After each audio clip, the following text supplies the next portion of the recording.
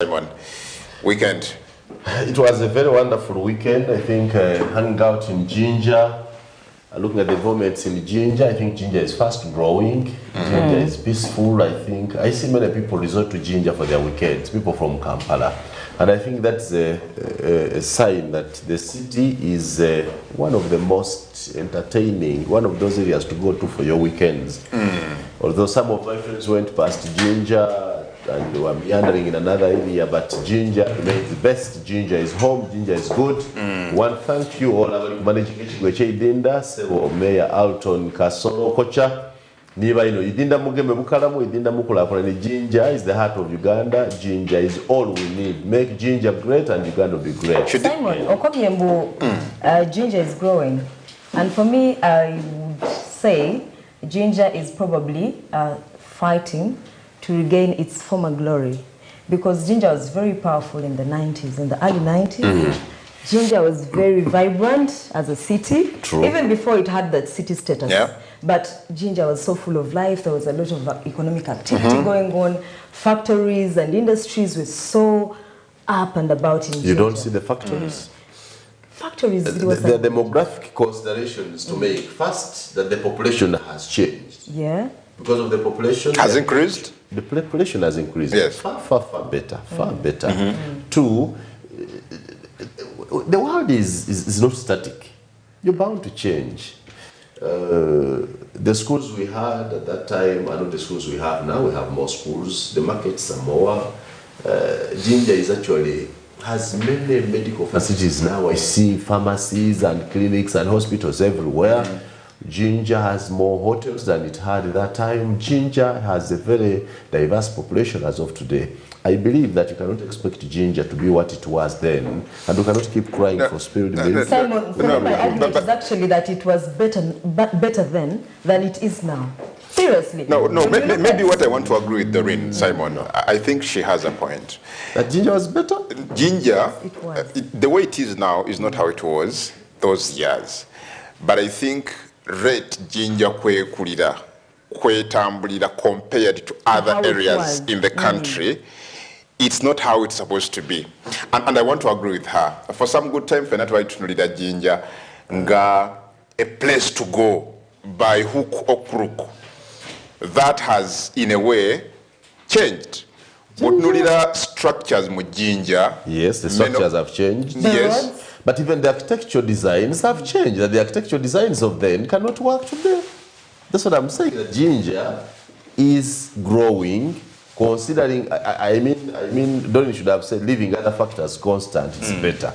But if you have to factor in the new factors, the changes there, ginger is certainly growing. The market we have in ginger today is better than the market we had. No, that's true. You don't expect the hotels, the Crescent Crane Hotel of then. Simon, the rate, if it had grown at a steady rate, at a stable rate, I think it would have been much more than it is. Much more better than what it is. Because cities like, for example, Fort Porto, cities like Mbale have zuzi ina status seyo, jizi maintaining. You're forgetting one thing that. This government, first of all, this government, I would say the government of some 7. Now you come to agree with Doryn now. Naturally hate us. This government hates the Busoga region with passion. They hate us with, I don't know, that in developing ginger comparatively to develop faster than any other region. Did you say government hates? Yes. Who? Hates who? Busoga as a region. Unfortunately, the Busoga are too naive to know it. They are too dense to understand this. They are afraid to agree that this government hates them. They are the best, the leaders of all song praises. But when you consider what this government has done in Busoga and where it was, and you consider what it has done elsewhere and where those places are, you realize that this government deliberately hates this region called Busoga. Do you think this government deliberately hates this region called ginger? Do you think ginger is the way it is because of that deliberate hate? Certainly, I can say that without any fear of contradiction, that ginger is what it is today. The little development there is because of this government. But its problems too are because of this government. If this government deliberately wanted ginger, ginger would be a city bigger than Kampala today. I agree. The most sought place to go to. But because this government, I can say this without fear of anything, that this government, yeah, but one would also ask you, hates Busoga and Ginger deliberately. Somebody has even asked us, you even want to hang me. People are dying on the road from Ginger to Kampala. There are deep potholes that are almost a feet down. Vehicles are losing tires, people are getting accidents, and I am told that UNRWA has asked for evidence of death, that they must fix anything. We must show them who has died because of these potholes. We must produce evidence of death to convince UNRWA that people are dying on the road from Ginger to Kampala. Oh, don't talk about that now.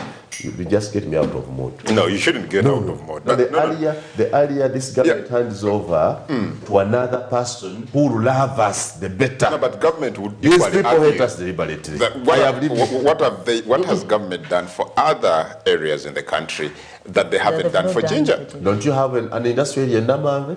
It is there. If you are the government, between Ginger that already had an industrial status and Namave are just beginning afresh, where would you start? Is our road not the main transit road from any other country to Uganda? All good through from Busia, Malaba to here to run everywhere. Simon, how does a major transit route have potholes that are 1 feet? All hope is not no, but you need first cool down. No. You need first cool down. Calm down. All hope is not lost, Simon. Ginger. Adam,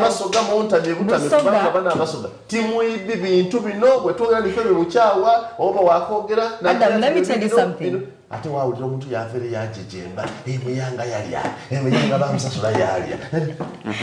we had to eat, we would eat. Calm down. Mr. Man, are you down now? Calm down.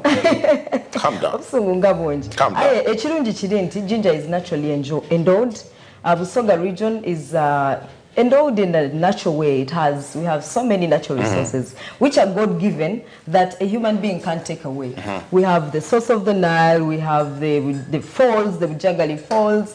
We have so many natural God-given resources. The serious government, just one of the things you have mentioned is enough to spark development. Just the falls alone, if harnessed by the natives and with government support deliberately, that alone can drive traffic to Ginger and develop Ginger without the tourism revenue alone would have been enough to spur development. And that's what we are asking. With all these endowments, yes, there is nothing there. Yes, with all these endowments, why is Ginger, why is Busoga lagging behind? It is deliberate because Ginger has had a state minister for trade. Ginger has had a minister for trade. Ginger has produced a minister for energy. Ginger has produced a minister for everything. Vice president. Vice president, things what? But I can tell you, and I'm saying this without fear, with my age and consideration, that this government deliberately wants Busoga to lag behind. If it did not, government has capacity to make Busoga grow even better than Kampala.